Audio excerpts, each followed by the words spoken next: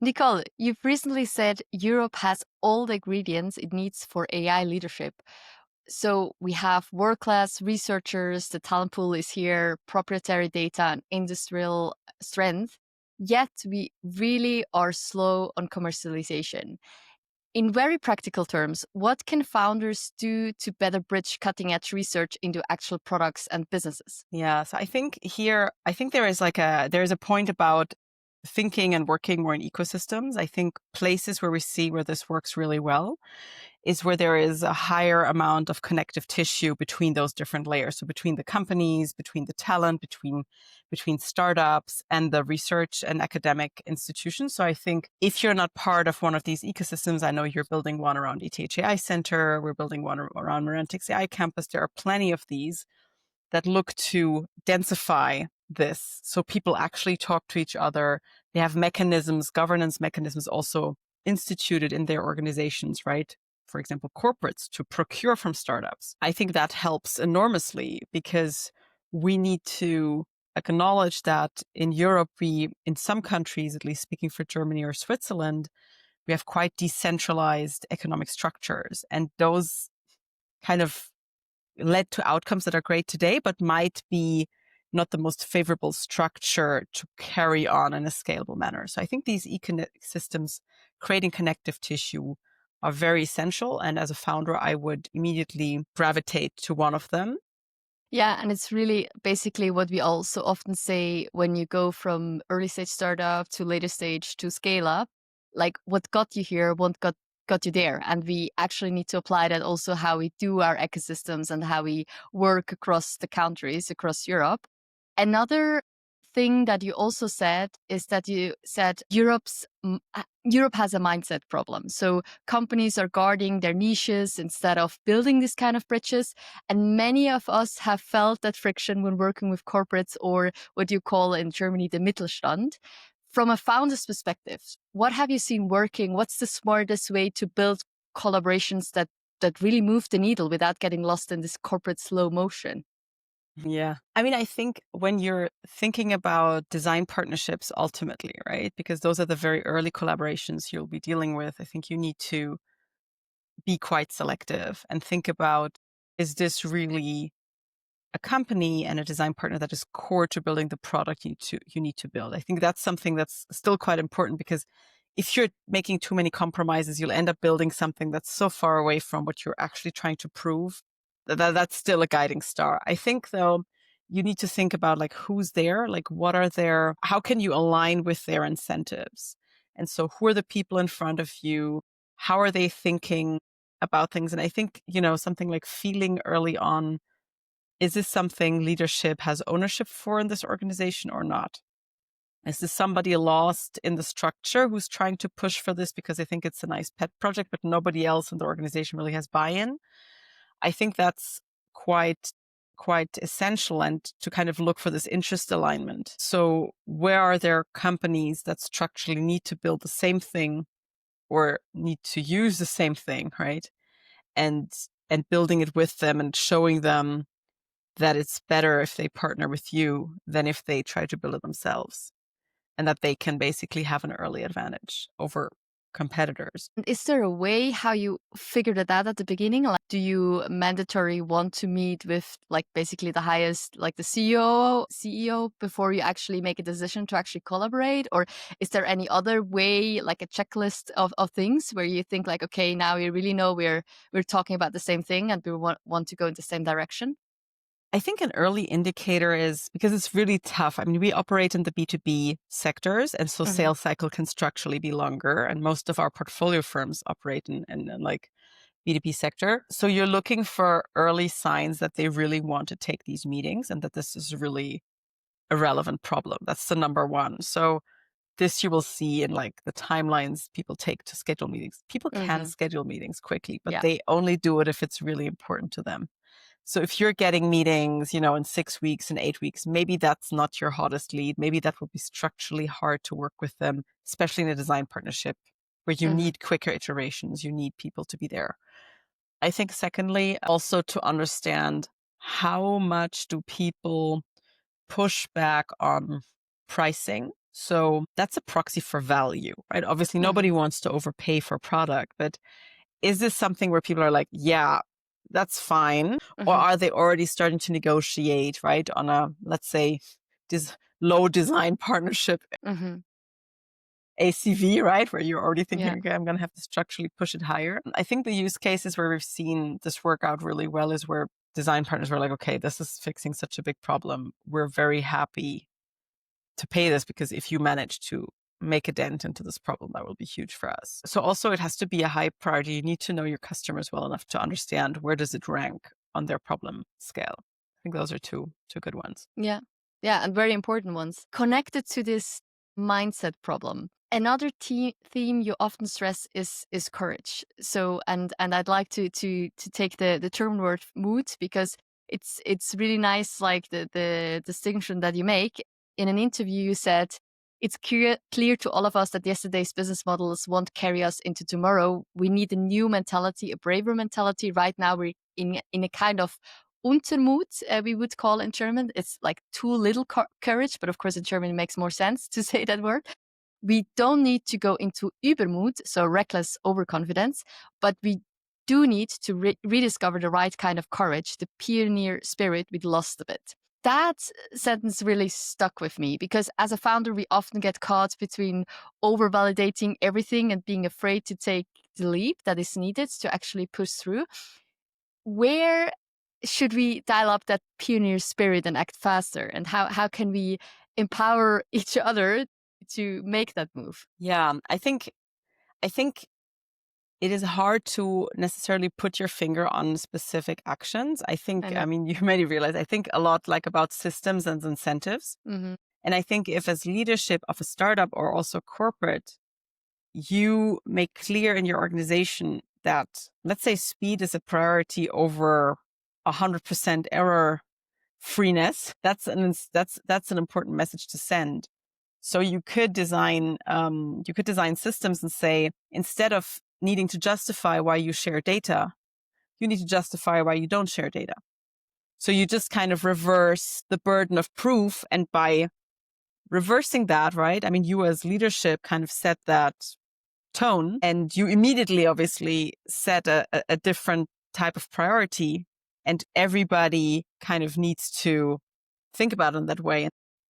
I think that sets a tone, right? That could also be the same for, people saying, hey, instead of asking me for an additional coworker, is there a reason this could not be done with AI, right? Like people do these kind of systemic things to try to trigger this. And I think that works better than kind of telling everybody, this is exactly where you need to be faster or where you need to be faster. We need to think more in those system shifts and gear things more towards risk, which takes courage, and more towards speed. Because to be honest, that's also killer for startups. If you look at sales cycles in certain geographies versus Europe, for example, you just see that they're systematically higher in Europe. And we need the state and companies to be clients there and to have that courage to, when in doubt, take that leap of faith rather than completely step away from the table. And it also has a lot to do with how you frame things and how you talk about things, how you look at it, the perspective. And I think like this storytelling is also something that we are not where we should be yet, I feel, especially when we compare to the storytelling capabilities that our friends in the States have and their stories that they tell. We saw that often because we had American investors and European investors in our startup, and it was like worlds apart how they even spoke and how then we also had to adapt. And you also argued that Europe doesn't just lack some scale up capital, but we often fail at selling our vision. And I think that is true for internally, so that instead of like, why do you share data? Like also, hey, we need to be big and we need to like even argue why we don't share or why we are not using AI. If you could, and I know it's a big question, but if you could reframe the European founder's story in one line, what narrative shift would you want us to kind of all adapt, whether it's pitching to investors, to policymakers, talents, internal, external? Like, what have you seen that we could all learn from and apply to? In one line, wow, that's a difficult one. So I think, You can also extend it. yeah, I can also extend it. Oh, thank you. So I mean, I'm super excited to be investing in Europe because I think there are a lot of teams that are building companies of substance, that are building companies that I feel are gonna be a next generation of industry leaders worldwide. And I think that and global industry leaders. And I think that's a narrative that we're not doing enough. I think a lot of the stories are not global enough. So I Mhm. have the feeling the ambition is not global. They want, and I think it should be, and rightly so. Absolutely. And I think, I also think the, and I also think that has implications on sort of how you build your team. How do you do the go to market motion? Because often teams have a lot of substance. They're really good teams, and kind of almost like shedding this, oh, I'm going to go to Germany and then Dach. And then, it's like, no, like think about, what are the steps for you to become a global leader in the next 3 to 5 years? How do you have to think about it then? Yeah. Why Not do one you line. think that is? Because I mean, on its own, Europe is a pretty international continent, right? Europeans travel a lot, they speak a lot of languages. Why do you think that is, that lack of global ambition? Hmm. I'm not sure I have the answer to that, to be quite frank. I'm not sure I have the answer. I think it's, yeah, maybe it's a perception issue. I don't know. Maybe people just see, okay, there are a lot of these companies that are founded outside of Europe, and hey, it's good enough to dominate one of the biggest markets. I don't know. I don't know where that comes from. It's a good question. And you've stepped into a new big role as Secretary General of the FDP after your time at the German Startup Association. And I think that gives you a rare view from both sides, policy and practice. If you were now to draft a startup founder manifesto for Europe, what would be kind of the three most urgent political moves to help us really be ambitious and kind of do a couple of moonshots here? So I would say three things. Capital. We need to have it, like, we know we need more capital in growth stage VC. We want more European capital in that. We need to make sure that institutional investors can mobilize that capital into those sectors, which is currently due to regulation difficult. And we need a more unified European capital market. That's on the capital side, because we want exits and IPOs and so on in Europe. And for that, we need to have the structure. Right now, it doesn't make sense for most European founders to do an IPO here. I think that's one thing where we need regulation. It's hard to do it without.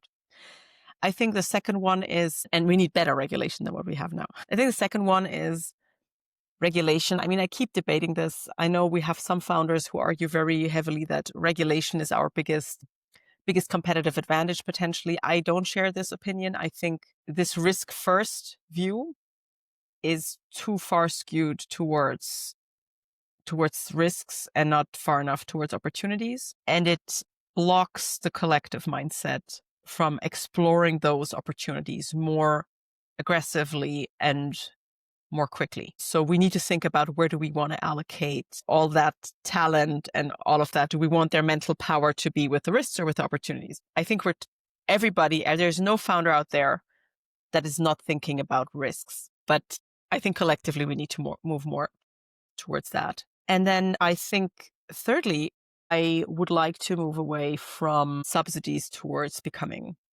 I think government institutions, regulators need to move out of this. Let's regulate these markets heavily, or let's subsidize them heavily and give grants. Nobody wants, I mean, you'll take a grant if you get free money, but like, you would much prefer clients. You want to show ARR, not like that you got some grant money, depending on the use case. We all know in like deep tech stuff, we need some non-dilutive capital, right? But in general, move away from this subsidized thinking towards a client thinking. Because the state, I mean, in Germany there's over 50% state quota. So that's a lot of money that you could also be putting into and towards innovative solutions.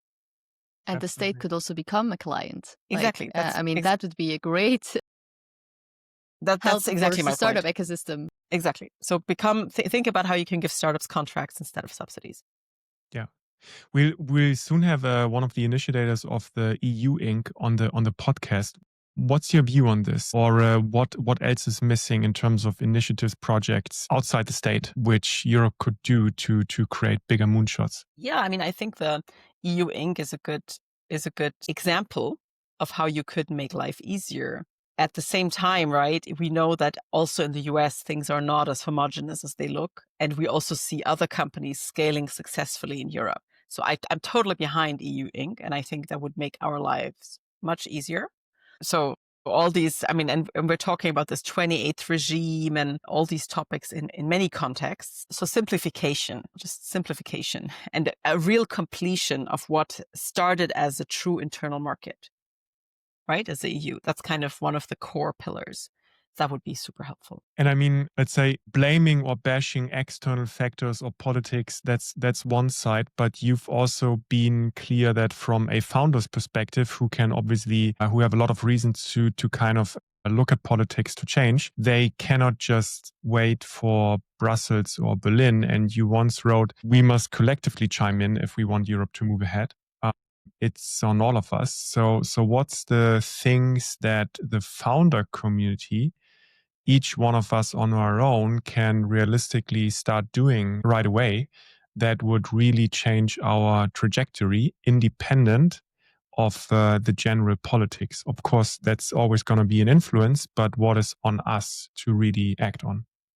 Yeah. So, I mean, I think that, for example, like we just need to build great products. I think like focusing on building truly great products is something every founder can do, and build them with a global ambition. Because in the end, you know, we think about, or we talk about that we want European solutions for this. And I think that's something we just need to build.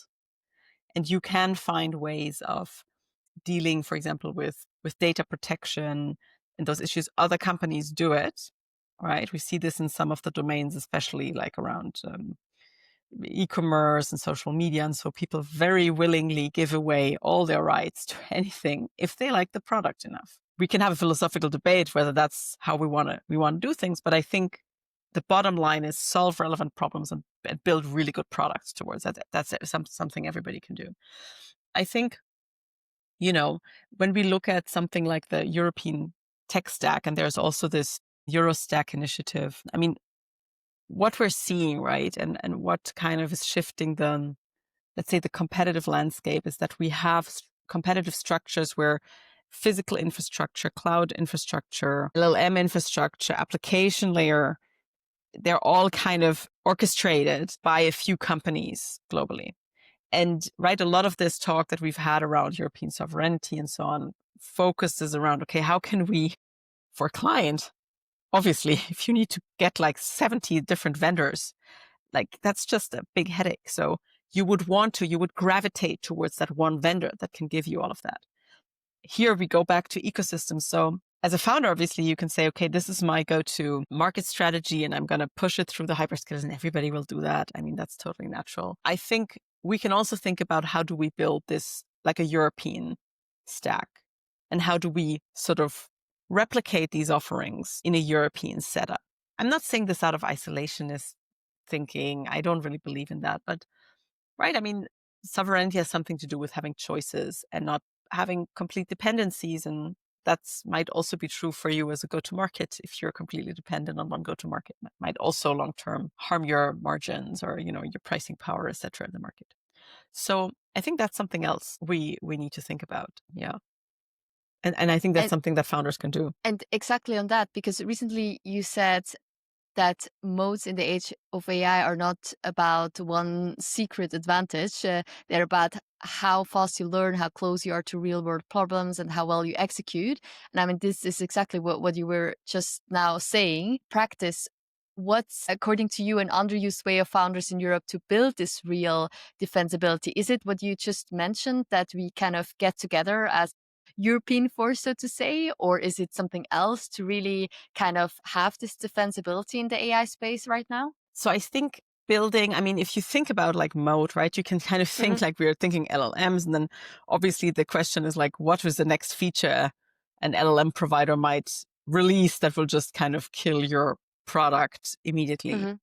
I think the way we're thinking about it is, right, if you can add more integration into actual workflow systems, that's still quite hard to achieve. And if you can be vertically focused, I mean, that's kind of also the investment thesis around Merantix Capital. That's like how we like to invest. That will just add more defensibility. And very importantly, this means you understand the problem and you understand your users. So in a world, let's say, where you can get any talent anywhere, because we can all build these virtual companies, basically sourcing talent from Southeast Asia, from Africa, from Europe, from the US, proximity to the problem and to the user and to the market, I think, is really, really good. Europe is one of the biggest markets, has a lot of really interesting data, problems, domains. So really, really an interesting playing field to build these companies and to build companies with mode. But you kind of have to go quite deep with the value proposition. And that's also hard, right? It's not something you program out of your dorm room in a weekend. If you do that, then that's nice, but it's probably not mode. And if you can do it, probably 700 other teams can do it. Going deep, and again, like that's almost full circle to our first topic, how to marry these domains with the technical expertise. It probably means you need to understand these markets quite well. And they're, quite random, or maybe obscure, not immediately obvious things, right? In logistics or in intralogistics or supply chain or these topics where you not need to understand legacy infrastructure. You need to understand processes, what's important, and then see how can this new wave of technology actually better address these topics than previous waves of technology have. And that's exactly where the magic also lies, in a sense. Like, I mean, you said it's also your investment thesis, but like you said it yourself, like it's not super easy, but this also means that it's also for others not super easy. So you kind of can create a moat with your knowledge, with being very close to the customer, being very close to the industrial areas, be it manufacturing, biotech, engineering, and so on. And also going back to our previous, like the first topic, they're often like startups start with like a pilot and have this kind of corporate challenge that they have many pilots, and founders often get then stuck in a kind of a POC limbo. What are things that you can get yourself out of this limbo and really get a proper like contract, like ideally over a couple of years? I mean, we said at the beginning, like, what are the signs that you need to look out for? So like how fast do you get meetings and so on? I always say that you should normally start with a paid pilot. There is almost no reason why, because otherwise you cannot really judge whether they really put value to it. But are there any other things that you have seen also with the portfolio companies that you are investing in, like what has really worked to kind of be close to the customer, but then also build long-term relationships? Yeah, I mean, in the end, it's like, with the early design partnerships, right? That's, what I've seen as well, and I think that's something maybe to think about, is customer success and sales are moving kind of, I don't know if they're moving closer together than they have been before, but my feeling would be that yes, with a lot of these, let's say, agentic systems that are coming around the corner now, you need to build new habits also with your users, right? You're kind of like, these worlds of B2B and B2C are a bit colliding, because yes, you're selling, your customer is actually a business, but the users, for the customer to get the value, your users need to be addicted to the product to kind of shift their behavior.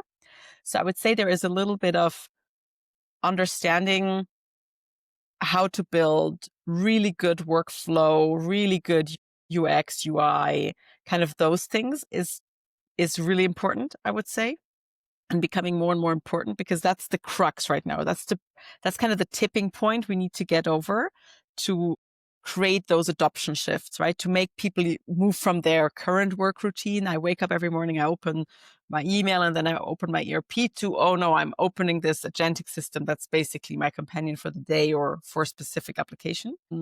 I think that's important. And then I think to achieve that customer success is becoming very crucial of a function, because, and that's always tricky, because how much customer success is like now making an individual solution and moving away from a product and into an implementation company, right? That's kind of the fear of every investor and every founder. But my feeling is, and what I'm observing right now, it's very crucial to find that tipping point for viral use and sort of, okay, now we've really nailed down what users need and how we can make this great. And I think it's a good investment to kind of scale your engagement with individual customers and also make their value creation journey easier. And then you can think about, is that something long-term you do yourself and in-house, or is that something you need implementation partners on your way to kind of achieve that long-term, right? Like we see with other software companies. But I think those two would be topics I would really think about. And this podcast is all about building and how to build and scale companies and stay sane while doing it. Because we also noted in a lot of conversations we had also on this podcast or privately, mental health is obviously a huge item to deal with. Not many people, understandably, do want to talk about it. But maybe just on a personal level for you, what routines, tools, boundaries do you implement in your daily habits that allow you to kind of do what you do? You have multiple hats on: CEO, investor, political leader. You have a private life, obviously. What helps you to get through the day in the long run? In the long run, I think it's I mean, a lot of what keeps me going is kind of the people I interact with. I try to keep interactions, like lean into interactions that give me energy and people that who give me energy. Like think about one-on-ones you have. If you walk out of a one-on-one more than 3-4 times and you feel your energy is lower than it was before, what's not working in that working relationship, for example? Just and maybe the other person's feeling the same way. You're just not like excited, or you're not tracking progress, or you're not having the right discussions. I don't know. But I think that's, for example, something that is an indication for me to look at who am I working with on what. I think we can do a link on this in the show notes, because we had this once in your newsletter that someone said, okay, cluster your meetings into what gives you energy and what drains, and then you have a first indication on where you can change. Yeah. Yeah, but also just look at it like on a one on like which people give you energy. Yeah. Like, yeah. and it's no judgment, because there might be different reasons why people give you energy or not. But I feel like if you need to have a lot of energy and you also want to give a lot of energy to your organization and to the people around you. Yeah. What was your toughest kind of execution moment? Man, I don't know. There's so many where I thought, oh, how is this going to work out? The toughest execution moment. I mean, to be honest, I built this service company, right? And so Corona was pretty tough because nobody knew, like, are we surviving? Are our company surviving? They couldn't even set up Zoom, man. Like, it's pretty my tough. God. This is like, even though we had standing business, I think that was pretty tough. I think, anything where I realized I made, I think for me, having responsibility for people, and where you realize, okay, you've made misjudgments or something, and now you need to, we all know we're in the startup game, so things might work out, things might not work out. So I think if you're like interested in 100% job security, you go somewhere else. But Yeah. then as somebody who has responsibility for people, I always feel a lot of pressure where I feel I'm falling short on delivering for my organization. So, something didn't work out the way I thought. And yes, it has been a hypothesis. It was a bet, but still this might impact people, real people. I find that puts a lot of pressure. I feel a lot of responsibility and pressure then, because I find that almost unacceptable. Although I know that's not a good attitude, but I find that very, very hard. And I would want to make sure I gave it my all before I need to let go anybody, for example. Yeah, it's true. Because it's easy to talk about frameworks and strategies and all that, but in the end, it's people with personal careers and destinies and lives behind that, right? And I mean, to be honest, right? I mean, I work in a sector where everybody is super overqualified. It's usually like a skill that other companies are looking for and like fighting over those people.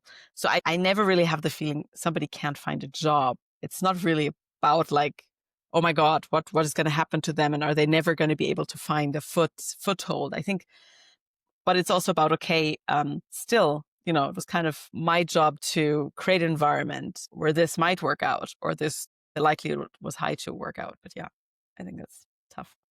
So last section, And this one came up kind of randomly or by accident in the last episode, but so many people loved it. So we're going to try it out this time again. 3 rapid fire questions. And we're just going to ask 3 very short questions and you just answer to whatever comes into your mind. One European strength we underuse. It's great living here. Basically, I would say the whole world wants to live here. So that's an enormous strength. We have a super attractive place full of culture, and that's very livable. It could attract a lot of more talent. Yeah, I think it's a pretty compelling value proposition, to be honest. One moonshot idea we could achieve in the next 10 years. One moonshot idea we could achieve in the next 10 years. Now I'm getting cynical. I'm thinking, could we really dare to think we could make bureaucracy easier in Europe? Is that like a moonshot too big to dream of? I don't know. Is that one of those earth shots that people are talking about? To be honest, I think it is maybe category earth shot, but I think when I look at education, for example, to make sure, and this is like a mixing my different hats, maybe a bit Christian Melly, to make sure that we have the ideal environment for every young child to have ideal opportunities. So I'm thinking about education, tech. I'm thinking about how can we fulfill that promise to no matter where you're from, no matter who your parents are, you can have an optimal educational journey to activate your full potential in life. I think that would be just awesome. And I mean, we could now even just focus on kids between the age of 0 and 3. My mom is from Jamaica, so I'm very aware of like kids not having the same opportunities, and there are enough of them in Germany and Switzerland that also don't have enough opportunities. But I think if we look at like how much age 0 to 3 has an impact on your absolute educational journey, even just fixing that, even fixing, let's say, the first 3 years in every child's life would be a total game changer. That would be like so amazing if we could do that. Yeah. And then, we can think about the whole educational journey thereafter. But I think that's something really worth thinking about and focusing a lot of energy on.